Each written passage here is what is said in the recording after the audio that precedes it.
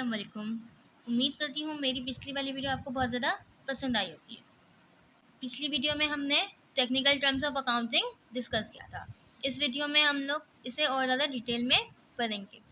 Technical terms of accounting कौन कौन सी होती हैं? असेट्स, लायबिलिटीज़, कैपिटल यानी ऑनर्स इक्विटी बैलेंस शीट में जाता है, और रेवेन्यू और एक्सपेंस जो होता है वो इनकम स्टेटमेंट में जाता है।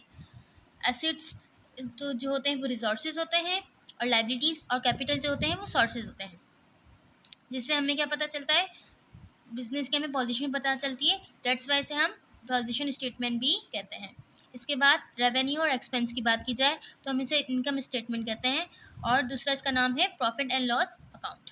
ये इसलिए कहते हैं हम इसे क्योंकि इससे हमें इनकम पता चलती है, यानी अब रेवेन्यू हमारा कितना हुआ, हमारा एक्सपेंस कितना हुआ। रेवेन्यू में से एक्सपेंस लेस करेंगे तो हमें ये पता चलेगा ना कि हमारा प्रॉफिट हुआ है या नहीं हुआ है, या हमारा बिजनेस लॉस में जा रहा है या प्रॉफिट में जा रहा है। अगर हम बैलेंस शीट की बात करें तो हमें इससे ये पता चलता है कि हमारी जो मार्केट में पोजीशन क्या है, कितनी इन्वेस्टमेंट हुई हुई है, कितने का लोन हमने लिया हुआ है। अगर हमें पता ही नहीं होगा कि हमने लोन कितने का लिया हुआ है, क्या एसेट्स है हमारे पास, तो हम बिज़नेस में ग्रो किस तरह करेंगे। क्या हमें नीड है, इन्वेंट्री कितनी नीड है, कितनी इन्वेंट्री हमारे पास ऑन हैंड पड़ी हुई है, कितना कैश है हमारे बिज़नेस में, कितने हमारे कैश होना चाहिए, बैंक में कितना अमाउंट पड़ा हुआ है। ये सारा हमें बिज़नेस के वक्त पता होना चाहिए, मालूम होना चाहिए। अगर हमें पता ही नहीं होगा हमारे एसेट्स कितने पड़े हुए हैं, मतलब एसेट्स तो पता है कि चले हमें पता है कि 1 लाख के एसेट्स हैं हमारे पास। अब 1 लाख के एसेट में हमारे पास कैश कितना पड़ा है हमें पता है? नहीं पता है। ये कौन बताएगा हमें? बैलेंस शीट बताती है। तभी से पोजीशन स्टेटमेंट भी कहते हैं।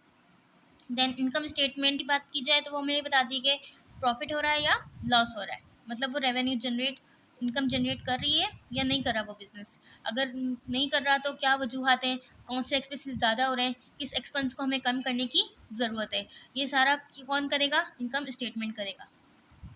बैलेंस शीट के में 3 तरह के टर्म्स यूज़ होती हैं: assets, liabilities and honours equity.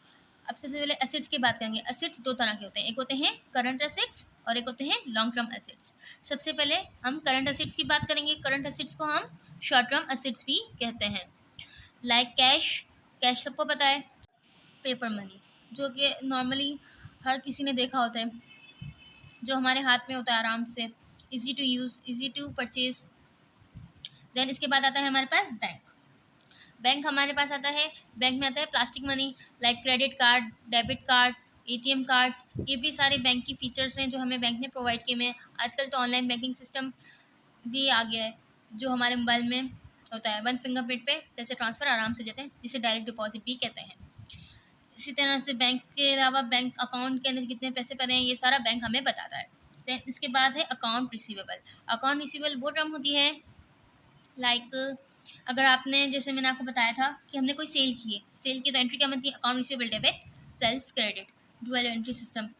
तो मेरे रिसीविंग राइट्स बढ़ जाते हैं, दैट्स वाई से हम अकाउंट रिसीवेबल कहते हैं।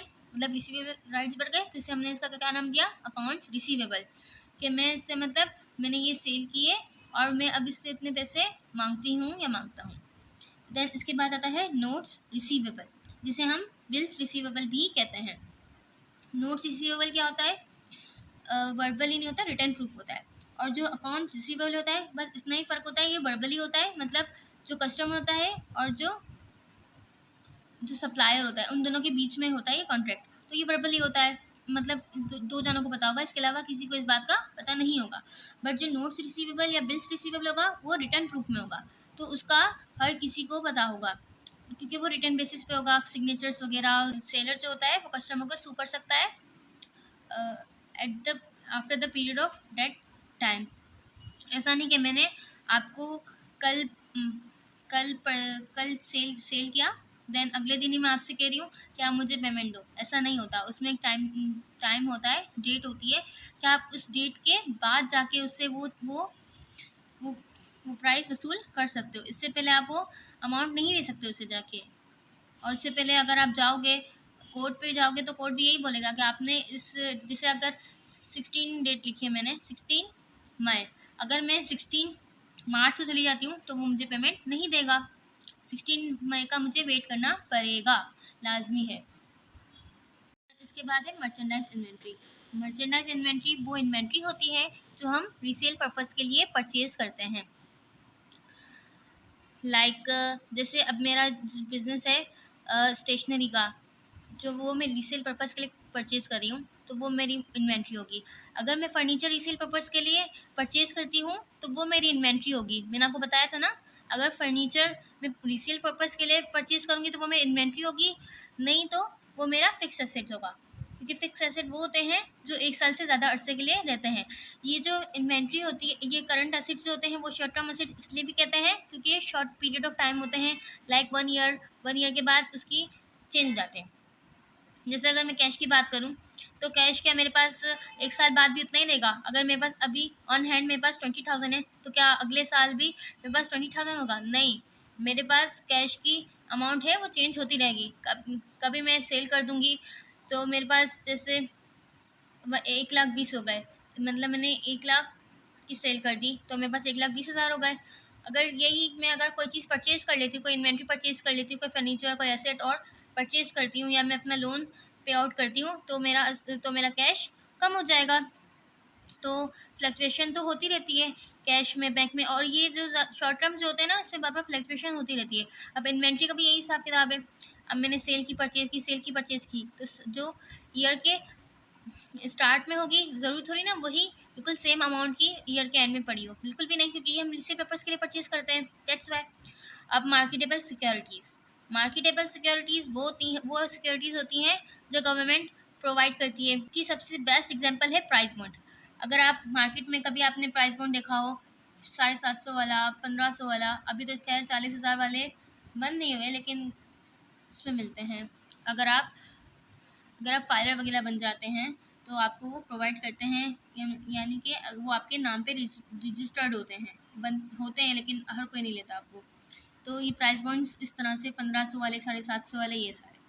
अब बात करते हैं सप्लाइज 2 तरह की होती है, एक होती है ऑफिस सप्लाइज और एक होती है सेलिंग सप्लाइज। सेलिंग सप्लाइज मतलब जो सेल करने में हमारी सप्लाइज जो हमारी हेल्प आउट करती हैं, लाइक शॉपिंग बैग्स हो गई, थ्रेड्स हो गई, बॉक्सेस हो गए, जिससे हमारा बिजनेस उसके हिसाब से सप्लाईज होती हैं। सप्लाई की सबसे अच्छी एग्जांपल है stationery, like pointer, highlighter, white board, stapler, etcetera etcetera, बहुत सारे होते हैं। और अब आता है एडवांस टू सप्लायर मीन्स कि मैंने एक सप्लायर से माल परचेज़ करना था, ठीक है? एक प्रोडक्ट मैंने परचेज़ करना था, या मैंने इन्वेंट्री अपना प्रोडक्ट है वो परचेज़ करना था। तो मैंने क्या किया, उससे मैंने 20,000 का माल परचेज़ कर लिया। अब हमें होता है ना कि यार हमें डिलीवरी पहुँचा देना हमारे घर तक। कभी होता है कि हम आपको डिलीवरी के पैसे देते हैं, आप हमें पहुँचा देना। तो हम क्या करते हैं, पहले से उसे पेमेंट कर देते हैं। लेकिन सप्लायर अभी तक हमें माल पहुँचाता नहीं है, मतलब वो प्रोडक्ट हमें अभी तक प्रोवाइड नहीं करता, तो वो क्या हो जाएगा, एडवांस टू सप्लायर में चली जाएगा। हम मर्चेंडाइज इन्वेंट्री में डालेंगे, मर्चेंडाइज इन्वेंट्री में उस सूरत में डालेंगे जब वो प्रोडक्ट हमें रिसीव हो जाएगी। अभी तो सप्लायर ने हमें प्रोडक्ट सप्लाई नहीं किया ना, उसके पास ही अभी तक मौजूद है। जब वो हमें सप्लाई कर देगा, देन हम, अगर वो इन्वेंट्री होगी तो इन्वेंट्री में डाल देंगे, सप्लाईज में होगी तो सप्लाईज में डाल देंगे, ठीक है? जिस हेड से भी हमने परचेज की होगी, तो इस वजह से हम इसे एडवांस टू सप्लायर डालेंगे। हम कैश भी नहीं ले सकते इसको। अगर हम कैश लिखते हैं तो कैश का मतलब क्या होता है, हमारे हैंड में, हमारे इन हैंड ऑन हैंड हमारे पास ये कैश मौजूद है। लेकिन नहीं ना, ये तो हम सप्लायर को ऑलरेडी दे चुके हैं, तो ये किस में जाएगा, ना ये किसी इन्वेंट्री में जाएगा, सप्लाईज में जाएगा, ना ही ये कैश या बैंक में जाएगा। ये किस में जाएगा, किस हेड से जाएगा, एडवांस टू सप्लायर। आते हैं लॉन्ग टर्म एसेट्स की तरफ, यानी फिक्स एसेट्स भी हम उसे कहते हैं। हमें इसे फिक्स एसेट्स या लॉन्ग टर्म एसेट्स इसलिए भी कहते हैं क्योंकि हमारे पास 1 साल से ज़्यादा अरसे के लिए हमारे बिजनेस में मौजूद होते हैं। फिक्स एसेट्स वही होते हैं ना जो मतलब रीसेल पर्पज़ के लिए हम परचेज़ नहीं करते। लैंड, अब हमने एक बिज़नेस सेटअप स्टार्ट करना है, तो इसलिए हमें लैंड चाहिए। कुछ भी हो सकता है, अगर फार्मिंग का बिज़नेस अगर करते हैं तो हमें लैंड की ज़रूरत होगी।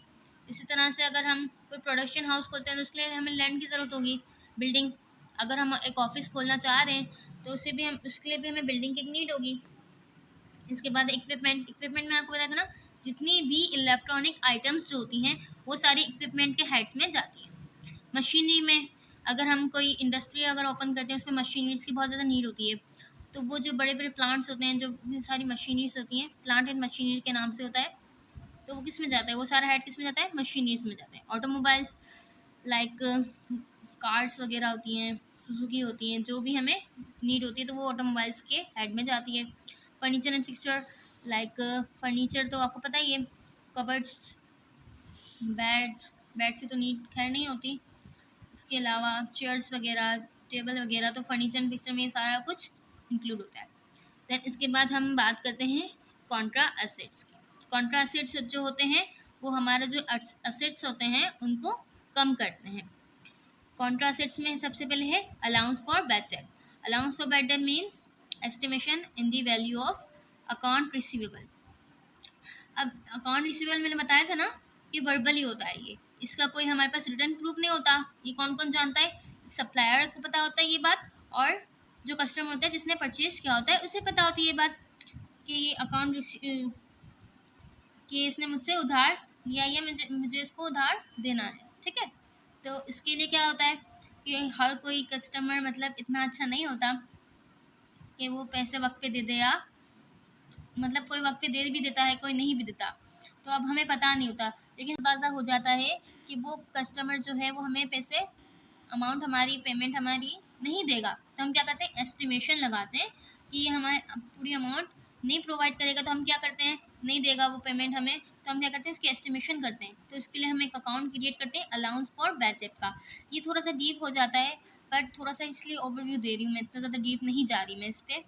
और इसी तरह से अलाउंस फॉर डेप्रिसिएशन है। अलाउंस फॉर डेप्रिसिएशन कहाँ से होता है, reduction in the value of fix assets. Fix assets हमारे कौन से, ये वाले फिक्स एसेट्स होते हैं। अब अगर एक कपड़ा है, ठीक है, उसे अगर मैं यूज़ ना करूँ ना, यूज़ ना भी करूँ, और अगर मैं उसे छत पे जाके अगर लटका दूँ ना, तो वो 1 साल के बाद पूरा गल सड़ जाएगा।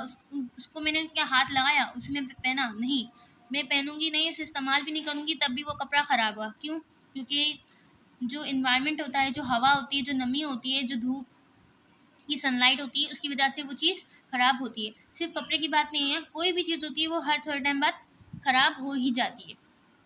तो फिक्स एसेट्स जो होते हैं हमारे, अब वो मैं यूज़ कर रही हूँ, अगर मैं 5 साल यूज़ करती हूँ, देन उसकी जो लिमिट है वो 8 साल की है, तो 8 साल के बाद वो फिक्स एसेट ख़त्म हो जाएगा, ख़राब हो जाएगा, वो इस्तेमाल के काबिल नहीं रहेगा। अब 5 साल हो गए मेरे पास, तो मैं क्या करूँगी, मैं अपने पास से थोड़ी थोड़ी इसकी डिडक्शन करती जाऊँगी उस एक्सपेंस की, कि अब मेरा एसेट इतना कम हो गया है, ठीक है। तो मैं इसे एक्सपेंस में रिकॉर्ड करती हूँ, हर हर इनकम स्टेटमेंट में जाके इसको एज अ एक्सपेंस रिकॉर्ड करते हैं, जिसमें like depreciation expense debit, allowance for depreciation credit. अब एक्सपेंस का वर्ड आया तो ये कहाँ जाएगा, इनकम स्टेटमेंट में। कहाँ जाएगा, इनकम स्टेटमेंट में। सो हमारे इनकम को एक्सपेंस कम करते हैं। और अगर मैं रिकॉर्ड ना करूँ नहीं फिक्स एसेट्स, तो अब 8 साल हो जाएंगे, ठीक है। 8 साल बाद अब मैं क्या करूँगी, अगर मेरा फर्नीचर ख़राब हो जाएगा तो इसीलिए हर साल में क्या करती हूँ, थोड़ा थोड़ा उसकी रिडक्शन। अब मुझे पता है 8 साल में, ठीक है, 8 साल की अब इसकी वैल्यू कितनी है, 80,000, तो हर साल में कितने 10,000 रुपये इसके अलग करती जाऊँगी, एक्सपेंस इसका लगाती जाऊँगी। तो जब 8 साल पूरे हो जाएंगे तो मेरे पास उस डेप्रिसिएशन एक्सपेंस से जो अमाउंट होगी मेरे पास, मैंने जो साइड पे रखी होगी, वो मेरे काम आ जाएगी नया फर्नीचर परचेज करने के लिए। सो हमारे पे बर्डन नहीं पड़ता। अगर हम नहीं, जैसे अगर ये रिकॉर्ड ना करें ना डेप्रिसिएशन एक्सपेंस, तो हमारे जो बिजनेस पे एक साथ 8 साल के बाद हमारा ये एक बर्डन बढ़ जाएगा कि हमें ये फिक्स एसेट्स परचेज करना है, ठीक है। अगर हम थोड़ा थोड़ा करके इसको रिकॉर्ड करेंगे ना, तो हमारे पे बर्डन नहीं पड़ेगा। उम्मीद है कि आपको ये वाली वीडियो भी बहुत ज़्यादा पसंद आई होगी।